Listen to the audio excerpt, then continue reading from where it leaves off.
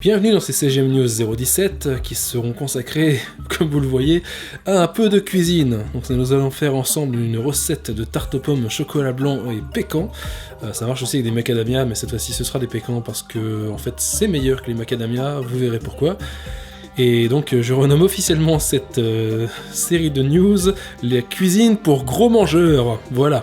Donc je vous montre déjà pour commencer les ingrédients. Donc nous avons ici présent le magnifique petit épluche pommes, les 4 pommes, donc ce sont des Pink Lady, mais vous pouvez prendre des pommes rouges, ça marche aussi.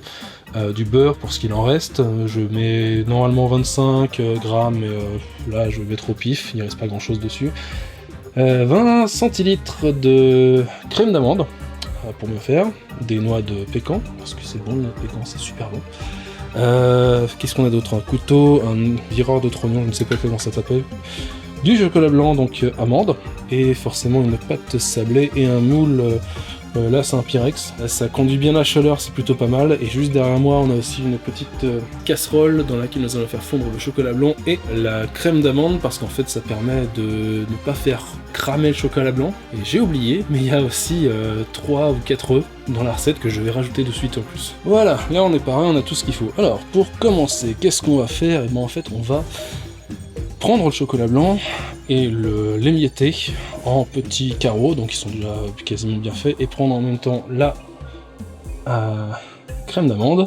Donc avec ces deux ingrédients, nous allons pouvoir faire une espèce de solution de chocolat blanc amande fondu qui va en fait servir à recouvrir les pommes quand elles sont coupées et déposées sur la pâte après. Rajouter le beurre coupé en petits morceaux, c'est du beurre salé, pas du beurre doux, je ne sais quelle atrocité. Laisser fondre tout ça, donc à feu doux. Voilà, comme ça. En attendant, qu'est-ce qu'on peut faire? On peut étaler la pâte et dévoiler un peu ce qui s'est passé. Alors, je devais avoir une interview d'un certain monsieur Seiji Mizushima qui devait venir à Paris Manga. J'avais 15 minutes d'interview avec lui, il s'avère que c'était le réalisateur de Full Metal Alchemist, l'animé japonais de 2003-2004, un animé qui est tout particulièrement intéressant pour moi parce que c'est le tout premier animé japonais que j'ai vu en japonais, sous-titré français, et ouais, je devais la voir, et malheureusement c'est annulé, donc j'espère beaucoup qu'il sera là dans la prochaine édition de Paris Manga, la 30e qui aura lieu en novembre. J'espère aussi que le festival pourra s'en remettre parce que voilà, c'est arrivé au moment où le confinement n'était pas encore installé, où les premières restrictions de réunions en masse commençaient à se mettre en place. L'événement avait été annulé parce que voilà, c'était plus de 5000 personnes. Alors à ce moment-là, on avait le droit d'aller voir des matchs de foot. Soi-disant, le virus, parce que c'était en plein air, c'était pas grave. Faudra dire ça au match qui a eu lieu à Milan, en Italie, qui a fait que l'Espagne est aujourd'hui contaminée par le coronavirus. Ils doivent bien se marrer en entendre ça de la part de nos pauvres petits cons de français que nous sommes. Et du coup, ouais, entre-temps, j'ai réussi à avoir le CNC Talent. Donc ça y est, c'est fait, c'est officiel, j'en fais partie, je l'ai, on avait demandé une certaine somme, que je ne révélerai pas ici, mais nous avons eu la moitié, donc il va me falloir faire un Kickstarter pour faire l'autre moitié, et le problème à cause, encore une fois, du coronavirus, eh bien je suis obligé de ne savoir pas du tout quand est-ce que je vais pouvoir lancer ce financement participatif, car les États-Unis sont actuellement fermés pour tout voyage européen, et ça risque de le rester pendant un sacré bout de temps, vu que Trump a mis extrêmement longtemps avant de mettre des mouvements en place, et là il se projette qu'il puisse y avoir facilement 200 000 morts aux États-Unis minimum. Fort heureusement, toutes les personnes que je dois interviewer pour le documentaire sont confinées chez elles. Ce sont des personnes qui sont en plus dans la pire tranche d'âge possible. Ils sont dans les 60, 70 ans, 80 ans pour certains.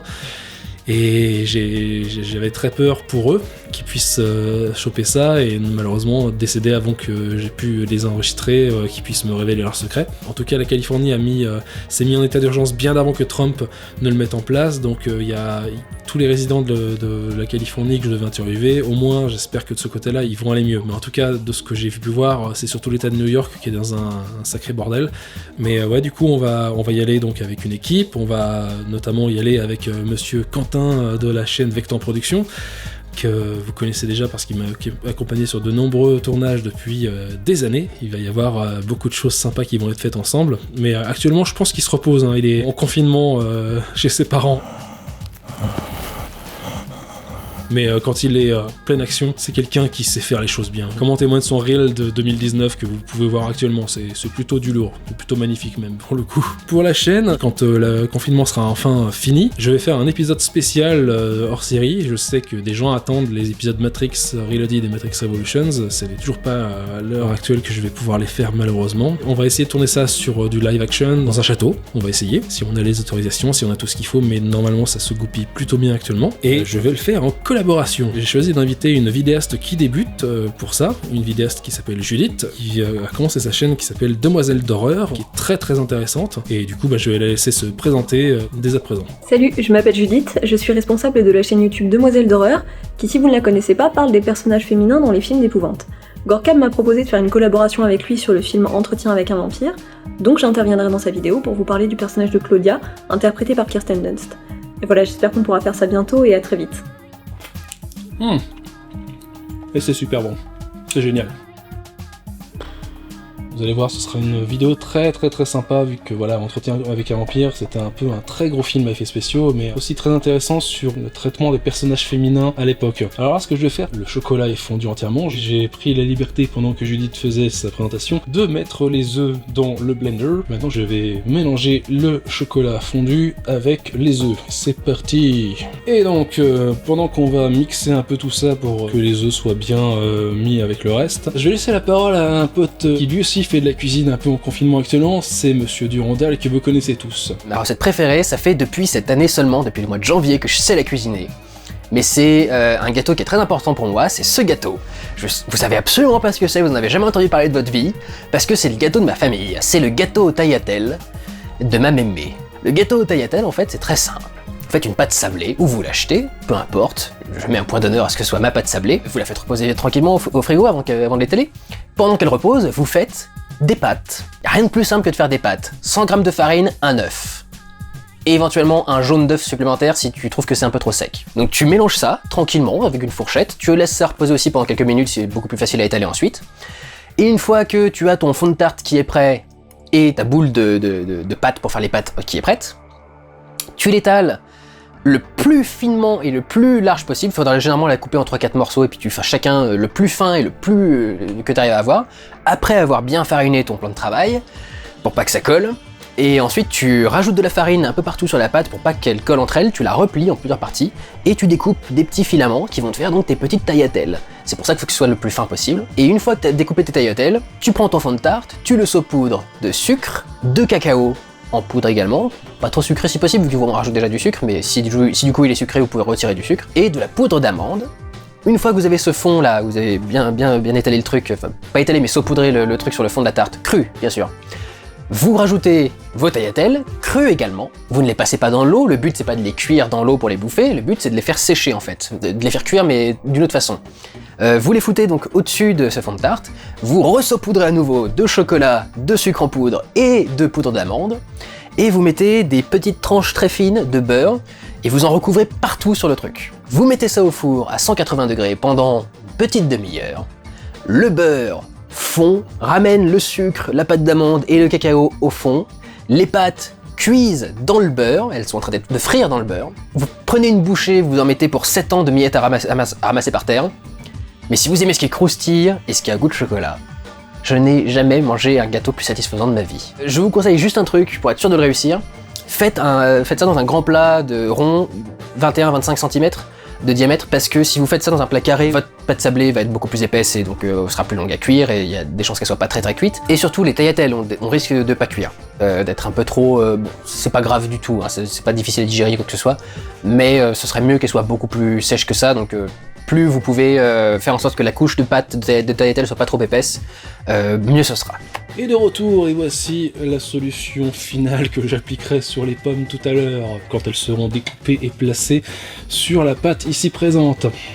Et du coup, tant qu'on est en confinement, je pense que je vais continuer d'alterner en fait 2 interviews avec une anecdote. Donc là, j'ai sorti l'interview de Julian Glover qui était venu pour le Comic-Con de Bruxelles fin février également. Là, je pense que je vais certainement publier l'interview de Danny Demian qui a notamment bossé sur des films très sympas, genre Spider-Man Into the Spider-Verse. Il expliquera beaucoup plus de choses techniques que Peter Ramsey n'a pas pu expliquer lui en tant que réalisateur dans l'interview que j'ai déjà faite avec lui. Et il a aussi bossé sur Hollow Man, donc je me demande si je ferais pas un épisode spécial sur Hollow Man à un moment donné, mais je pense que je vais faire l'interview dans un premier temps parce qu'il était très très bon dans ses réponses. Et ouais, en anecdote, puisque je alterne interview-anecdote, je vais certainement faire une anecdote sur Blade Runner, pas celui Blade Runner 2049, mais celui qui se passe en 2019, donc dans le passé pour nous, mais bon, il date de 82, donc forcément, il ne pouvait pas savoir. Et je vais surtout faire une anecdote sur le Final Cut, parce que le film de 82 n'a pas beaucoup d'images de synthèse, comme vous avez pu le voir dans l'épisode 3 de CGM, où je ne parlais que de choses récupérées d'Alien, et je vais évoquer les choses qui ont été rajoutées en 2007, qui avaient été évoquées, je crois, par Trent Klaus, que j'ai interviewé pareil au View, qui fait partie de Lola Visual Effects. C'était un de ses premiers tafs du coup à ce monsieur. Et ouais, en 2007, ils se sont dit on va corriger des choses qui n'avaient pas pu être changées à l'époque. Donc ça concerne par exemple une cascadeuse qui se prend les vitres alors que Deckard lui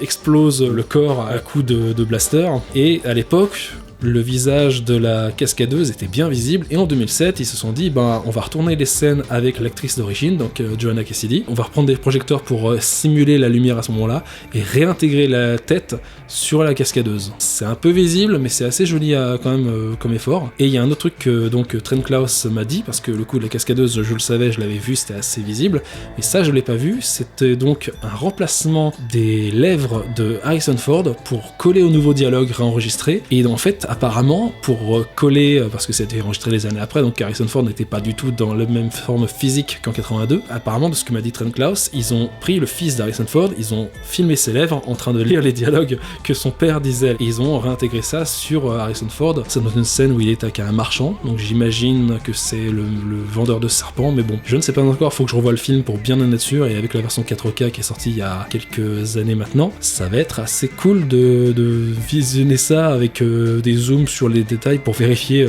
si les lèvres ont été remplacées. Enfin, ce sera une anecdote sympa, je pense que je la publierai d'ici 1 ou 2 mois sur la chaîne. Alors ensuite, ceci, qui est un petit ustensile très pratique, avec des belles lames, très très tranchantes, donc il faut faire très attention. Ça s'assemble comme ceci, et vous mettez les noix de pécan dedans. En évitant de foutre à côté, bien sûr. Vous refermez, mettez bien en sorte que ce soit comme ça, et vous allez voir que c'est très pratique. Vous tirez sur cette petite manivelle ici présente, et c'est parti.